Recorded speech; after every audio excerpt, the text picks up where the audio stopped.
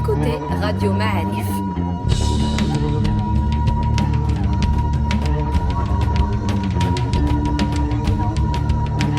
Le podcast Histoire.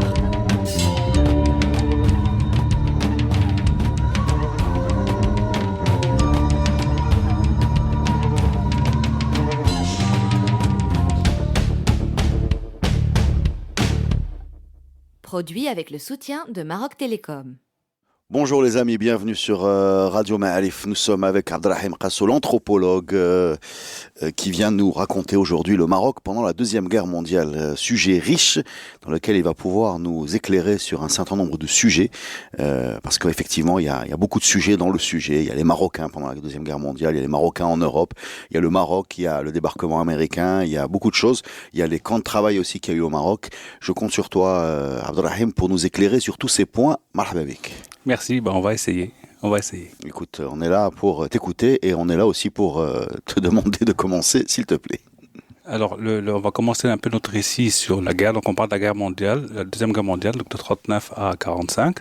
Donc là, Hitler et les armées allemandes envahissent la Pologne en 39 et en septembre 39, la France et le Royaume-Uni déclarent la guerre à l'Allemagne. La France qui, à l'époque, est installée au Maroc comme protectorat. Complètement. C'est d'ailleurs un élément très très important parce qu'on verra que la défaite de la France remet en cause en quelque sorte la relation entre le Maroc et son protecteur, on va dire. Et donc la France et les Royaumes-Unis s'engagent dans la guerre. Le Maroc d'ailleurs, en parenthèse, un peu plus tard, on le verra après la chute du régime de Vichy au Maroc, participe à la guerre, à l'effort de guerre. Les Marocains participent, ça a été évoqué dans un de vos podcasts, à envoyer des soldats. Oui, on va en parler. En 43. Pour la campagne de Corse et ensuite d'Italie. Oui. Et ensuite en 44 pour le débarquement de Provence. Est-ce qu'on a une idée sur le nombre de Marocains qui sont concernés par cette J'ai lu cet entre 100 et 150 000 personnes et dont 10 000 à 11 000 sont décédés dans cette bataille-là. D'ailleurs, la France a reconnu la participation du Maroc, le premier chef d'État invité après la fin de la guerre par De Gaulle et Mohamed V et les Goumi ont défilé en 45 donc à Paris comme un peu remerciement et Mohamed V a été décoré par De Gaulle comme compagnon de la libération un peu en souvenir de ces soldats-là. Par contre, en termes de pension, ils étaient moins bien traités que leurs collègues, on va dire, de français, parce qu'un ancien combattant marocain gagnait 7 à 8 fois moins qu'un ancien combattant français en pension. Les images de ce défilé sont faciles à trouver sur Internet. Je vous invite à aller jeter un coup d'œil. Il y a eu donc 4 tabords, c'est ça ? Complètement. Il y en a 3 qui sont partis du côté de l'Italie et un qui est parti du côté de la Corse. Et ensuite, un peu plus tard, donc un an plus tard, il y a un qui est débarqué en Provence, qui est remonté jusqu'à Strasbourg et qui a commencé à rentrer dans l'Allemagne. C'est le deuxième tabord. Et complètement. Mené par Boyer de la Tour. Exact. Et avec dans ses rangs, si ça vous intéresse, si vous aimez le foot, le papa d'un grand défenseur marocain qui s'appelait Mustapha Albiez, héros des années 80, un défenseur de fer, et dont le père faisait partie de cette expédition. Donc c'est des guerriers de famille alors. Oui, c'était d'ailleurs le titre de l'article, c'était combattant de père en fils, c'était Mustapha qui avait suggéré cette formule. Et cette injustice vis-à-vis de la pension a duré très très longtemps parce qu'il me semble que c'est jusqu'à 2007 où les pensions ont été un peu équilibrées entre anciens combattants, peu importe leur nationalité marocaine, sénégalais, algérien ou français. On va rester avec ces goumiers marocains pour vous faire écouter la chanson qui était la leur, qui a été évidemment composée par l'armée française. Les paroles sont terribles, hein. Ça s'appelle Zidoul Gouddam, donc avancer, pour leur donner du courage par rapport à la bataille. Et les paroles sont terribles, je vous lis quelques extraits. Hein. On parle d'œils brûlants comme des loups, on parle de robes de laine, nous avons laissé notre troupeau, notre montagne, notre plaine. On évoque également l'Alsace avec un verglas teinté de rouge. Et je vais quand même vous lire le dernier couplet. On chantera, la chose est sûre, pendant 100 ans et beaucoup plus, les exploits et les aventures de ceux qui se sont tant battus. Goumi à la robe de bure, tu peux rentrer dans ta tribu. Voilà, vous avez à la fois la bataille, le colonialisme, tout résumé dans une seule chanson. Écoutez ça, ça va vous changer de monde. Le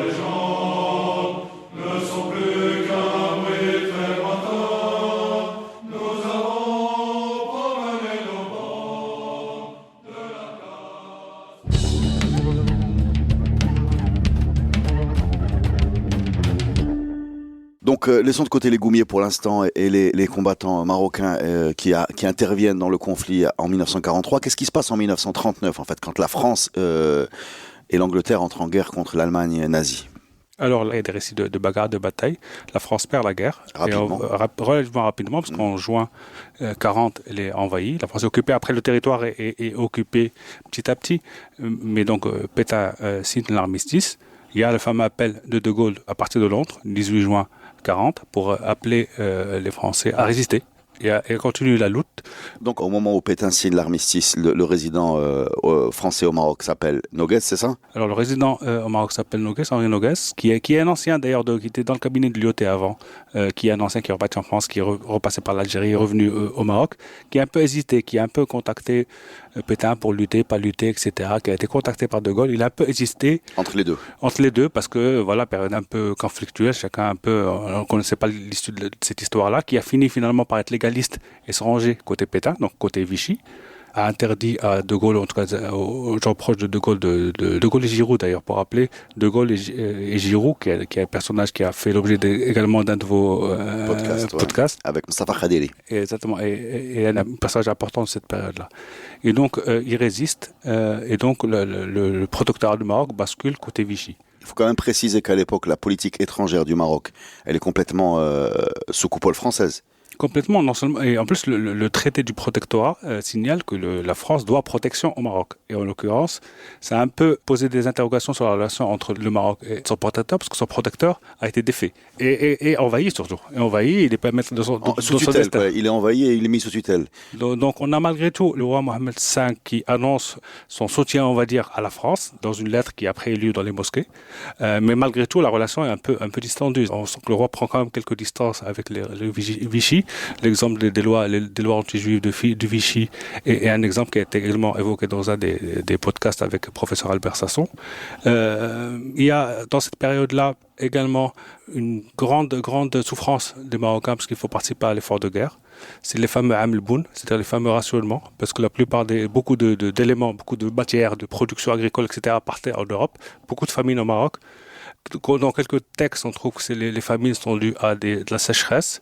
Dans d'autres textes, on trouve que c'est dû justement à ce que toute la production partait. Il n'y a pas vraiment de sécheresse, tout partait en France et en Allemagne en l'occurrence.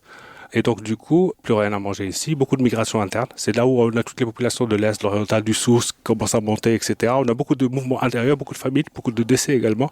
C'est une période assez dure. D'ailleurs, le Aml Boun est devenu une expression un peu consacrée. Les États-Unis rentrent en guerre en 1941. Et on a le débarquement qui se prépare, qui est un élément important dans notre histoire, parce qu'il vient un peu changer la donne. Le débarquement à Casablanca. Des Américains à Casablanca, à Jidda et à Kénitra. Mais essentiellement à Casablanca, effectivement, parce que le Maroc est une position stratégique, forcément. Et on a les armées américaines qui débarquent donc en novembre 1942. La France résiste, il y a quelques batailles.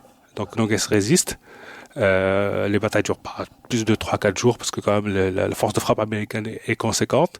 Noguès se déplace à Fès, reste résident, mais quitte Rabat, se déplace à Fès, demande à Mohamed V de le suivre, Mohamed V reste à Rabat. Et donc on a cette période un peu, ce qu'il faut comprendre, c'est que c'est une période un peu trouble, un peu compliquée. C'est-à-dire les gens se positionnent. Dans le nord, c'est intéressant parce qu'à la déclaration de la guerre, l'Espagne de Franco, même s'il n'est pas complètement rentrée dans la guerre, elle est quand même plutôt pro-Hitler. Elle envahit Tanger. L'armée espagnole envahit Tanger en 1940, il me semble. Et il y a un consulat allemand avec le drapeau du Troisième Reich à Tanger à cette période-là. L'Espagne ne quitte Tanger qu'en 1945, à la fin de la guerre. Donc on a les Américains qui débarquent, novembre 1942. La fameuse conférence d'Anfa qui se tient en janvier 1943, donc à Casablanca. Cette conférence voulue par Roosevelt, où a participé Roosevelt et Churchill. Staline a été invité à décliner. Et donc c'était vraiment une conférence importante pour un peu discuter de l'issue de la guerre, comment on continue. La stratégie de contrecarrer l'Allemagne, quoi. Complètement. Et donc les Français ont quand même été invités, même s'ils n'ont pas forcément participé à toutes les discussions, ont quand même été invités. Donc De Gaulle... Elle s'est tenue où cette conférence? Elle s'est tenue sur la colline d'Anfa, en partie à l'hôtel d'Anfa, un hôtel qui n'existe plus, et en partie dans une villa Saada, villa qui s'appelle Villa Saada, qui existe encore. Roosevelt avait un problème pour se déplacer, il avait besoin de quelque chose de plein pied. Et donc on a la fameuse photo célèbre de Gaulle, Churchill, Giraud et Mohamed V sont assis dans un jardin. est prise dans une villa qui existe encore à Anfa.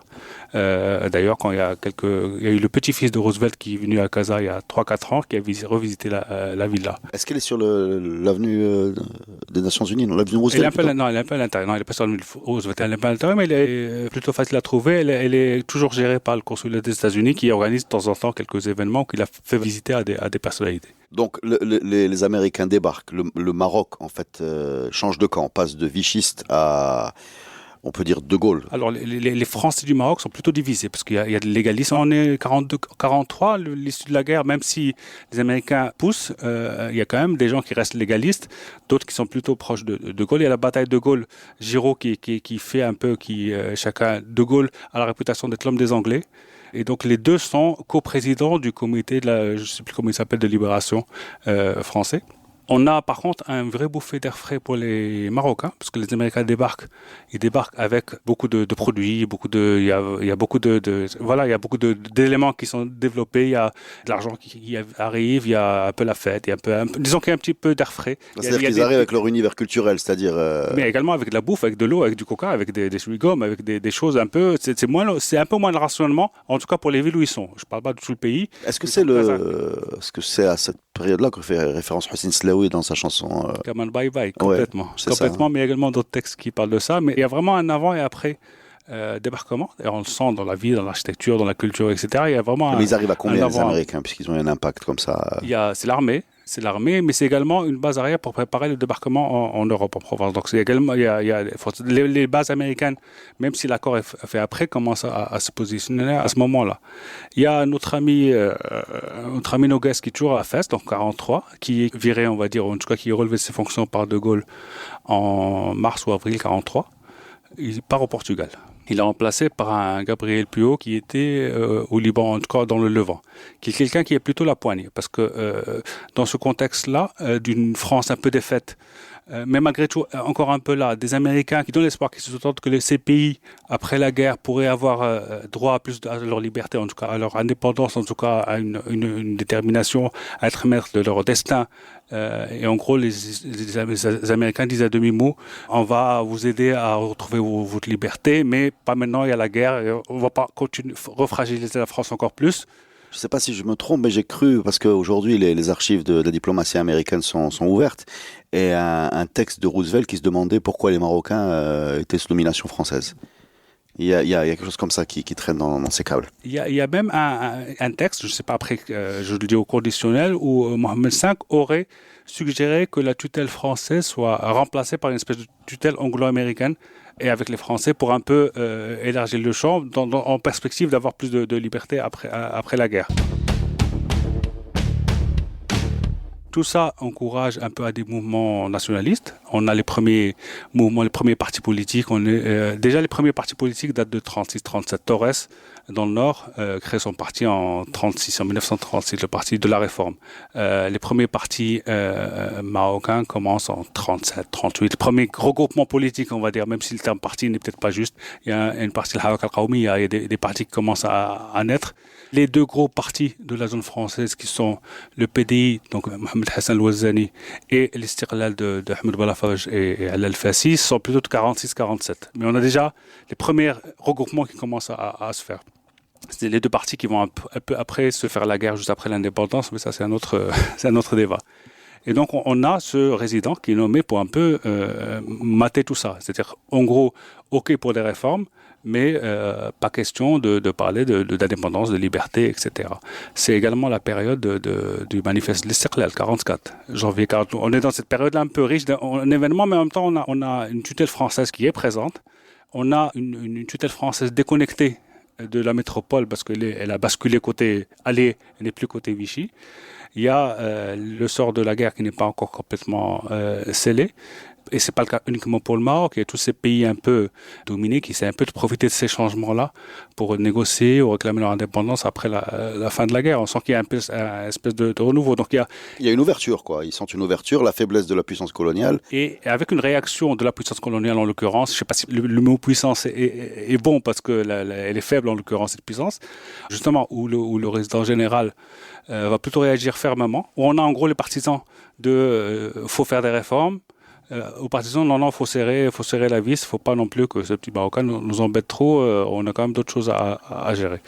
Donc ce résident-là est resté Gabriel Puyo est resté jusqu'en 1946 où il a été remplacé par Éric Labonne, qui est un résident à la réputation beaucoup plus libérale. Donc clairement un changement de ton, un changement de direction. De Gaulle, quand il accueille le roi Mohamed V à Paris, en France, en 1945, il y a cette idée que maintenant que les Alliés ont gagné, que l'avenir est meilleur, etc., on voit d'un bon œil, on va essayer d'aider le Maroc dans le vote de son indépendance. Est-ce qu'il le pensait vraiment De Gaulle ou pas? On n'en sait rien. Il a quitté le pouvoir en 1946. On ne sait pas ce qu'il pensait, mais en tout cas, l'idée courante, c'était quand même que l'Europe avait besoin de se reconstruire, et pour se reconstruire, avait besoin de ses colonies. Parce qu'elle a besoin des richesses des colonies et de la main-d'œuvre des colonies pour se reconstruire. Donc, je ne suis pas sûr OK pour les réformes, je ne suis pas sûr que la question de l'indépendance était vraiment dans l'esprit des politiques français à Elle va cette quand même époque-là. arriver une dizaine d'années plus tard, en fait. Mais il y avait déjà, il y a quand même un avant et après guerre, clairement. Et justement, le manifeste de l'indépendance en est un témoin et pas seulement.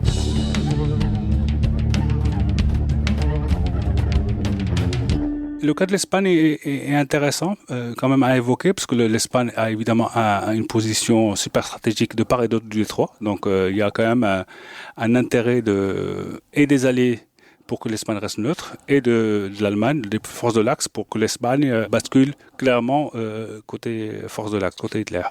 Il y a Franco qui tergiverse un peu, parce qu'il sort quand même de 3 ans de guerre civile, 39-40, la guerre de 36. L'Espagne n'est pas non plus en top forme. En top forme, pays quand même pauvre, une armée plutôt déglinguée, donc il est plutôt d'une neutralité bienveillante vers l'Allemagne. Il facilite beaucoup le passage, etc. Il négocie des choses. Il y a une rencontre avérée entre Franco et Hitler à Hendaye en 1940. Donc il y a des choses qui se négocient. L'Espagne souhaitait s'étendre et annexer Agadir à partir de Sidi Ifni. Il y a annexé Oran à partir de Mlilien, Nador, etc. dans le nord. Donc étaler ces territoires. Il y aurait eu un désaccord de Hitler qui ne souhaitait pas armer, qui souhaitait, OK, pour l'expansion politique, etc., mais pas pour forcément donner un pouvoir à ces armées à la fois italiennes et espagnoles. D'ailleurs, l'armée italienne, pareil, n'était pas d'une très grande puissance de feu, alors qu'elle aurait pu très bien être aidée par l'Allemagne de manière beaucoup plus forte. Donc j'ai l'impression que Hitler faisait moyennement confiance à Franco. Il était intéressé parce qu'il avait cette position. Et à Mussolini, exactement. Mais il était intéressé par cette position dominante sur le détroit, etc. Il y a également une phase importante de propagande de part et d'autre, parce qu'il y a malgré tout une propagande allemande qui est en train de dire voilà, les Américains qui débarquent, qui vont vous envahir, c'est les Juifs qui vous envahissent. Là, on a battu les Français qui sont vos occupants parce que vous offrez la liberté, etc. Il y a quand même dans beaucoup de propagande. Cette propagande, elle est sous quelle forme en fait? C'est de la radio, des tracts, et des journaux, et c'est encore une fois des choses qui ne sont pas uniquement propres au Maroc, on retrouve dans d'autres pays d'Afrique du Nord, et avec des leaders politiques qui jouaient sur la vue du Maroc sans vouloir être, faut pas être forcément anachronique. Vue du Maroc, c'est une bagarre plutôt européenne, c'est une guerre plutôt européenne. Les Marocains voyaient leur intérêt. C'est la question que je voulais te poser, c'est-à-dire le Marocain en fait, que ça soit l'élite ou le Marocain moins privilégié. Quel regard il avait sur ce conflit? Il a été frappé dans son, j'ai envie de dire, dans son assiette, dans son mode de vie par des privations liées à l'effort de guerre français. Enfin, l'effort. Voilà. Il a été ensuite frappé dans sa famille par des soldats qui sont partis combattre en Europe, mais au-delà de ça, quel regard il avait sur ce conflit, à part plus de souffrance? Est-ce qu'il avait un camp? Est-ce qu'il était spectateur? Est-ce qu'il était neutre? Est-ce qu'il attendait de voir ce qui allait se passer? Est-ce que je te pose la question pour les élites et pour les gens ordinaires comme les gens ordinaires, je pense que tu as bien résumé, c'est quelque chose qui les dépassait. C'était une période évidemment de souffrance très très dure. Ça dépend des endroits. Les gens qui étaient à Casa, Kenitra, à Agadir, etc., étaient peut-être un peu mieux que des gens qui étaient plus à l'intérieur. Mais c'est clairement une période difficile. Les déplacements sont très difficiles. On se déplace plus, on communique beaucoup moins. Il y a beaucoup de réquisitions. de minerais, de produits agricoles, etc. Les Allemands étaient très intéressés par les produits marocains qui pouvaient servir à faire des explosifs, notamment les phosphates, et le Maroc était un gros producteur, le manganèse, etc. Et le Maroc avait ces mines-là, donc c'est également pour ça que ça c'était la période avant débarquement américain. C'est période avant débarquement, même après, parce que les Américains ont débarqué, mais les Américains n'étaient pas, c'était encore le résident général qui gérait. Les Américains n'étaient pas là pour occuper le pays, ils étaient là pour faire une base arrière à partir du Maroc pour aller sur l'Europe. Donc ils n'ont jamais maîtrisé, n'ont pas maîtrisé l'espace marocain. Ils n'ont pas essayé de maîtriser, ils auraient voulu, ils l'auraient fait. Ils n'ont pas essayé de maîtriser. D'ailleurs, ils ont débarqué en novembre 42. Noguès est resté là jusqu'en mars ou avril 43, alors qu'il était vigiste. Retranché à Fès. À partir de Fès, oui. D'accord. Et donc il y avait pas. Il y a eu un moment de pouvoir français au Maroc. Je parle pas du nord espagnol, je parle vraiment du Maroc français, du Maroc sous protectorat français. On va dire une cohabitation avec l'armée qui gère, avec une période un peu compliquée. On ne sait pas qui administre vraiment, parce qu'on est quand même dans une période de guerre où c'est compliqué. C'est très compliqué à suivre ça. Et mais c'est pour ça que c'est intéressant. Oui, mais j'imagine les gens. Sur l'élite, pour l'élite, pour l'essentiel, ils n'étaient pas franchement concernés par cette guerre-là. Au sens où il faut choisir un camp.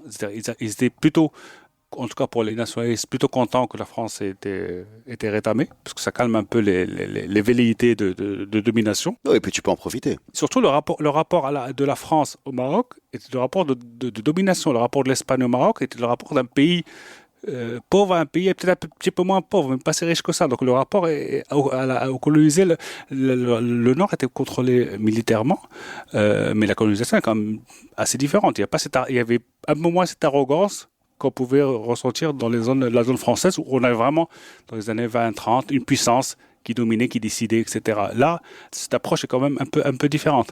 Et donc, l'issue de la guerre n'était pas forcément connue, 40, 41, 42, l'issue de la guerre n'était pas forcément connue. La communication n'est pas celle de maintenant, la propagande étant ce qu'elle est. À la limite, ce qui est évident, c'est qu'à un moment donné, tout le monde s'est rallié au camp américain, allé plutôt américain, parce que il y avait cet engagement, entre guillemets, de Roosevelt d'aider les peuples à s'émanciper, etc., qui était peut-être un petit peu plus crédible, parce que les États-Unis étaient loin, ne cherchaient pas forcément à occuper un territoire. Et puis n'étaient pas une puissance coloniale. N'étaient pas forcément connus, en tout cas, pour être puissance coloniale. Ils sont coloniaux dans une autre manière. Un autre type de colonisation. D'une manière plus subtile. D'une manière plus subtile. Parle-moi des camps de travail. Apparemment, il y a eu des camps de travail au Maroc, ou je sais même pas comment les appeler. Dans un autre podcast, on nous a parlé d'un camp qui était du côté de Bouarfa. Est-ce que tu peux nous en dire plus? Alors, pour un peu resituer la question, l'armée en Europe, qui se battait contre Hitler, était en partie constituée d'engagés volontaires, qui étaient des engagés volontaires qui fuyaient l'avancement de l'armée allemande. Quand l'Allemagne occupait la Hollande, par exemple, ceux qui étaient contre, juifs ou pas forcément juifs, mais en tout cas ceux qui étaient contre, oui, fuyaient, aller en Belgique et s'est engagé dans l'armée belge pour se batailler, je schématise, contre les Allemands. Et après, ils vont passer en France, engagés, etc. Et donc, il y a des dizaines de milliers de personnes qui sont comme ça, engagées, volontaires, dans l'armée française. L'armée française, ayant perdu la guerre en 1940, ils se retrouvent avec ce contingent qui ne pouvait plus revenir à la maison. Et donc, qui a été mis, en tout cas en partie, dans ce qu'on appelle des groupes de travailleurs étrangers. Donc mis dans les colonies, en particulier au Maroc, pour un peu démobiliser, entre guillemets, mais mis pour un peu des tâches de surveillance, des tâches de construction, etc., etc. Et donc ces groupes de travailleurs étaient gérés à partir d'Alger, sous la tutelle du ministère de l'Industrie ou de la production industrielle, et donc qui gérait un peu une espèce de contingent de main-d'œuvre qui devait un peu être recyclé dans le pays. Et ce type-là, en partie, qu'on va retrouver dans ces camps de travail.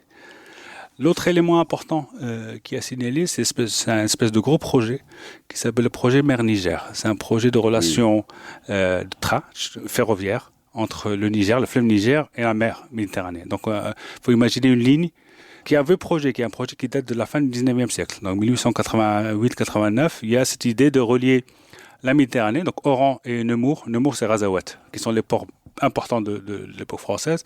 Donc, sur un axe nord-sud, vers Gao, Bamako. En traversant le Sahara. Gao, exactement. Bamako, et ensuite vers Dakar. Et donc, c'est presque 3000 km avec tout l'intérêt que ça pouvait avoir. Donc, ça a commencé un petit peu. Les premiers bouts de ligne ont été réalisés entre 27 et 30 entre Oujda et Bouafa. Et ça s'est arrêté là. Et donc, pendant la France de Vichy au Maroc, on va dire, l'Allemagne avait besoin de récupérer des minerais, du charbon, etc. Et donc cette ligne a été réactivée, ce projet a été réactivé, refinancé donc par la France de Vichy. Et donc il y a des pauvres types qui ont été mis dans des camps de travail pour poursuivre la ligne vers une zone de production qui est vers Bcha, qui s'appelle Knatsa, qui est une zone de production de charbon. Donc relier Knatsa vers Bouafa, ensuite Ain Bnimtabagum, Jarada, et remonter vers le nord et vers Nemours. Eh ben, je vous invite à écouter un podcast qui s'appelle François de retour à Jarada, un podcast underground, où le François en question nous raconte l'histoire de son papa, qui est un républicain espagnol, qui a fui les troupes franquistes depuis le port d'Alicante et qui a fini dans un camp de travail, donc avant la Deuxième Guerre mondiale, on est vers 37 ou quelque chose comme ça, et qui a travaillé dans les chemins de fer, je pense. Alors, quand on se promène dans la région, les chemins de fer sont encore là. Il y a encore des espèces de gares fantômes. Je pense en particulier à une gare qui s'appelle Mengoub, qui est un petit bâtiment cubiste années 40, très très joli, perdu au milieu de nulle part. Parce qu'après, maintenant, il y a une frontière. Et donc, il y a quelque chose comme entre 6 et 8 000 personnes qui ont travaillé sur ces champs-là, qui travaillent de manière générale dans de la production à destination de l'Allemagne. Ça peut être la construction de chemin de fer parce qu'il fallait acheminer les minerais. Ça peut être des mines, comme les mines à côté de Bouafa. Ça peut être à Ain Dfla, où il s'agissait de construire un pont pour le chemin de fer. Ça peut être à Jarada, où les mines de charbon, évidemment. Mais ça peut être un peu ailleurs au Maroc, où on a trouvé un camp à Etama, à côté de Ouazzem, où c'est de la production de fer. Ou d'autres camps ailleurs de production de bois. Donc le principe, c'était des camps de travail qui étaient destinés à la production, soit de l'infrastructure, soit de la production, en général, qui étaient destinés à l'export. Beaucoup d'Espagnols, évidemment, les Espagnols républicains, communistes, etc., qui s'étaient un peu retrouvés perdus ici, ne pouvaient plus partir ni en Espagne, ni Franco les a déchus de leur nationalité. En plus. Et il y a également le Maroc qui, à ce moment-là, a servi un peu de base de transit pour tous ces milliers de réfugiés européens qui passaient beaucoup par Casablanca pour repartir. La petite fille de Freud est passée par Casablanca. Franchement, on a des photos de la petite fille de Freud sur la plage indienne. C'est-à-dire, excuse-moi, il faut m'expliquer. Ils fuient quoi? Ils fuient la guerre européenne et ils vont vers les États-Unis. Ils débarquent au Maroc et ils ont des laissez-passer au compte-gouttes pour repartir aux États-Unis. Tout le monde ne part pas. Ce sont des réfugiés de guerre. Ce sont des réfugiés de guerre en famille. Beaucoup ne repartent pas. Donc on a dénombré au Maroc une vingtaine de camps comme ça, qui ne sont pas forcément tous des camps de travail. Il y a un camp à côté d'Ezbo qui est plus un camp de triage entre guillemets. Des familles vont être placées là, pas forcément enfermées, mais juste placées là un peu isolé, on va dire, le temps de savoir qui est qui, ouais, etc. Le mot horrible, c'est stocker, c'est ça en fait, c'est ça l'idée, c'est d'avoir des gens qu'on ne sait pas où mettre en fait. Il faut un peu contrôler, voir qui est qui, etc. Et donc la dureté des camps est différente selon le profil, on va dire, du client. On peut avoir des familles qui sont effectivement réfugiées, mais comme on peut avoir des criminels de guerre en fuite, comme on peut avoir des gens recherchés pour activité politique, etc. Il y a un peu de tout. Donc il y a un système de camps mis en place pour un peu contrôler tout ça. Il y a les camps de travail dont on a parlé qui sont également plus ou moins durs. Il y a également dans des situations des camps très très durs. À côté de Bouafa, il y a un camp qui s'appelle Ain Ouraq qui est vraiment, on en voyait les plus turbulents là-bas parce que c'était vraiment pas Boudni pareil, c'était vraiment pas un cadeau d'être là-bas. Il y a également une tombe qu'on a identifiée dans le cimetière de Ain Bnimta de Bergam, d'un gars né à Varsovie. Et donc, on trouve sur la tombe Siji Flan, etc., décédé dans un accident de travail. Il y a une historienne américaine, Susan Miller, qui fait un très très beau travail, qui va publier un livre bientôt, qui fait un très beau travail sur ces questions-là, qui est très bien documenté. Si je résume, au Maroc, on avait des gens qui fuyaient les horreurs de la guerre en Europe et qui étaient en partance pour les États-Unis, par exemple. Oui. On avait des Américains qui ont débarqué. On avait un résidu de France vichiste. Non, mais sur 3-4 ans. Ça, voilà, c'est pas le même moment, mais c'est pas non plus des résidus de France vichiste. Ouais. On avait des nationalistes qui espéraient en profiter pour obtenir l'indépendance, ou en tout cas un chemin vers qui voyaient là-dedans un chemin pour l'indépendance. On avait un Nord qui était vaguement allié à l'axe aux nazis sans mettre forcément la main à la pâte. C'était très compliqué, non? C'est trop compliqué, mais c'est à un moment donné où l'histoire s'est accélérée. Il y a également cette question de réfugiés intéressante, parce qu'on se retrouve un peu affaire à des gens qui ont un peu été emportés par l'histoire, en quelque sorte, qui n'ont jamais demandé à se retrouver là ou là. Il y a une personne que je voudrais citer qui est Hélène Cazès Menata, qui est une avocate, née à Tanger, qui est la première avocate marocaine, qui est de confession juive et qui a travaillé au barreau, qui ensuite a été interdit par Vichy de travailler, et qui a ensuite fait une formation d'infirmière, etc. Et qui, après le débarquement américain, a été chargée de recenser ces camps, de faire le tour des camps. Et donc elle fait le tour des camps en 43, début 43. Elle a visité tous les camps, elle a laissé une très très grande documentation. Et notamment des gens qui étaient un peu perdus, qui étaient libérés, parce que les camps ont été libérés, on va dire, grâce aux Américains qui ont fait un peu la pression sur la résistance générale pour libérer les camps. Mais les types, pour beaucoup, ne savaient plus où aller. Donc beaucoup sont restés, notamment à Javada, où après, ils sont restés, ils ont été embauchés, etc. Donc il y avait quand même des espèces de flottement. Certains avaient des métiers, d'autres pas. Beaucoup ont été rapatriés et donc cette dame-là a laissé une très très grande documentation avec la liste des personnes, leurs métiers, etc. qui était ramenée ensuite à Casablanca en partie. Elle a eu son bureau à Casa était à rue Gallieni, qui est réalisé actuellement en face de Banque Maghreb, qui était là, c'était là où elle résidait, où elle travaillait.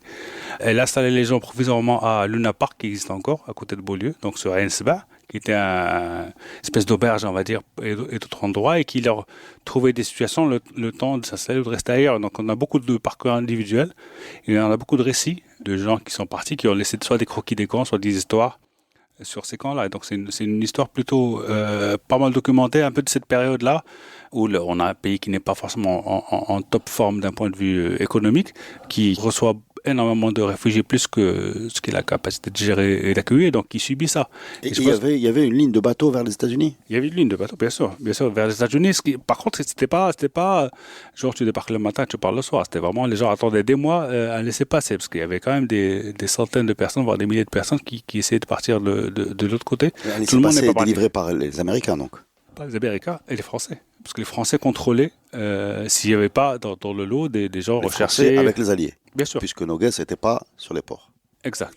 Mais donc c'est une période un peu particulière qui a laissé des traces dans le pays. On a le débarquement a laissé des traces. Les camps sont encore là physiquement. La ligne chemin de fer est encore là. Tous ces mines sont encore là, pas tous exploités, mais sont encore là. Il y a des personnages connus. On a Marcel Cerdan est une des vedettes de cette période-là parce qu'il a eu le gros de sa carrière dans cette période-là. Il est né en Algérie, mais il a grandi à Casablanca et c'est le fameux boxeur. Je crois qu'il est né à Sidi Bel Abbès, non? Sidi Bel Abbès. Ouais. Il a grandi à Casablanca et la plupart de ses victoires, il les a eues, voilà, je pense qu'il a passé de 38, 40, 42, etc., jusqu'à son décès en 49. Oui, enfin, il a fait une première partie de sa carrière il a combattu beaucoup au Maroc, en Algérie, puis ensuite en France. C'est là où il prend une dimension supérieure, ou c'est là où d'ailleurs il finit par être en lice pour être le championnat du monde contre Jack LaMotta aux États-Unis. Et c'est au cours d'un de ses voyages transatlantiques pour affronter Jack LaMotta qu'il décède au large des Açores, dans son au grand désespoir de sa maîtresse, Edith Piaf. Voilà. C'était le passage box que je peux raconter. Et l'autre personnage de cette époque-là, c'est l'Arabi Ibn Barak, pour quand même finir sur une note footballistique, qui est quand même la vedette de l'USM de l'époque, qui part à l'Olympique de Marseille. Ouais. En 37-38, il me semble, qui est quand même la star du foot qu'il est en train de devenir, mais qui peut plus jouer au foot pendant la guerre, qui revient à Casa et pendant la guerre parce qu'il est pas français, il n'a pas été appelé sur le drapeau, qui revient à l'USM. Il a commencé à l'idéal à Benbach avant de repartir après la guerre au Stade Français, ensuite à l'Atlético avec le succès qu'on lui connaît. Donc et il a eu, je pense, quelques sélections françaises à Benbach. Bien sûr. Il a eu beaucoup de sélections françaises, dans les sélections de l'Afrique du Nord également. Donc c'est une des stars, on va dire, de cette période-là, parce qu'il n'y a pas que du négatif, il y a également ces éléments-là. Sur le foot, pour continuer sur le foot, il n'y a pas de championnat pendant cette période-là de guerre. En tout cas, pas de championnat national. La grosse équipe de l'époque, c'est quand même l'USM, créée en 1913. Ouais, j'imagine que c'est la première équipe du Maroc, on va dire, pour pas dire équipe marocaine, parce que c'est quand même une équipe des colons. Où a joué Juste Fontaine. Où a joué Juste Fontaine, bien sûr. Pour vous dire qui était Juste Fontaine, c'est un homme qui a marqué 13 buts en Coupe du Monde 1958. Exactement, et c'est pas rien, c'est pas encore battu. Non, c'est pas rien, non. C'est pas rien. Et l'Arabi Ibn Barak a joué à l'USM. Et je pense que Marcel Cerdan aussi, au football. Exactement. Et pendant toute cette période-là, j'ai essayé de regarder, il n'y a pas eu de championnat national, sauf en 1942, où Vichy voulait montrer que tout était normal. Tout allait bien. Ouais. Et donc l'USM a gagné. Le championnat de cette guerre est 1942 et l'USM a gagné le titre de champion. Il y avait des championnats régionaux, Chaouia, le Nord, etc., qui se tenaient bon an, mal an pendant les années de guerre, de manière approximative. Mais il y a eu quand même une continuité de l'activité sportive au niveau local et régional. Donc Abdelrahim, merci pour ces éclaircissements. Je vais essayer de récapituler parce que c'était quand même compliqué. Le Maroc a été, pendant la Deuxième Guerre mondiale, une sorte d'enjeu stratégique aussi par sa position, c'est bien ça? Bien sûr. Voilà, à la porte de la Méditerranée, la façade atlantique. Il a été à une mini-guerre mondiale lui tout seul, avec une France, avec un colonisateur vichiste au début et ensuite qui a subi lui aussi son mini-débarquement. On a eu une conférence également chez nous. On a eu des combattants qui sont partis en Europe. On a eu des camps. On a eu beaucoup de choses et malheureusement c'est pas très bien connu. Il y a un film qui traduit un petit peu l'ambiance qui y avait à Casablanca à l'époque. C'est justement Casablanca, non? On peut dire que ça se passe à ce moment-là. On peut dire que ça se passe à ce moment-là, ça passe complètement à ce moment-là, mais absolument pas à Casablanca. Non, à Hollywood, aucune image n'est tournée à Casablanca. Ceci dit, on a retrouvé dans les archives de je crois que c'est le maître Goldmeier, des croquis ou des notes de gens qui ont été envoyés à Casablanca pour prendre des notes sur les ambiances, sur les pour la endroits, reconstitution etc. en studio. Pour la reconstruction du studio. Par contre, ce qui est important de dire, c'est que nous avons une histoire du XXe siècle qui est absolument passionnante par tout ça et il y a très très peu j'espère me tromper et j'espère que les historiens de métier me contrediront parce que moi je suis que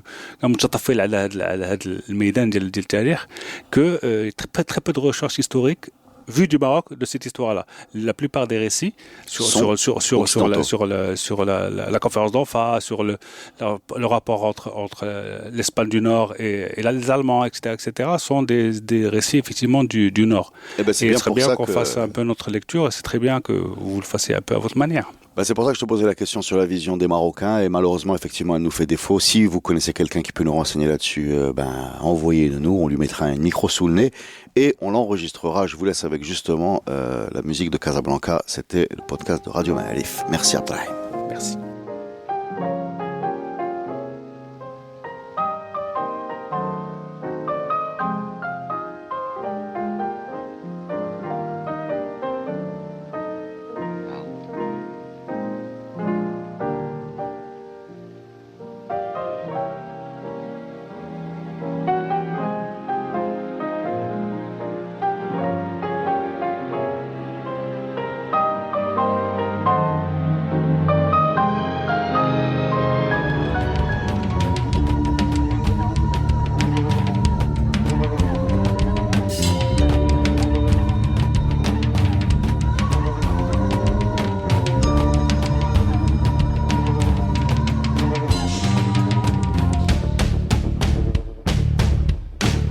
Ce podcast est produit avec le soutien de Maroc Télécom.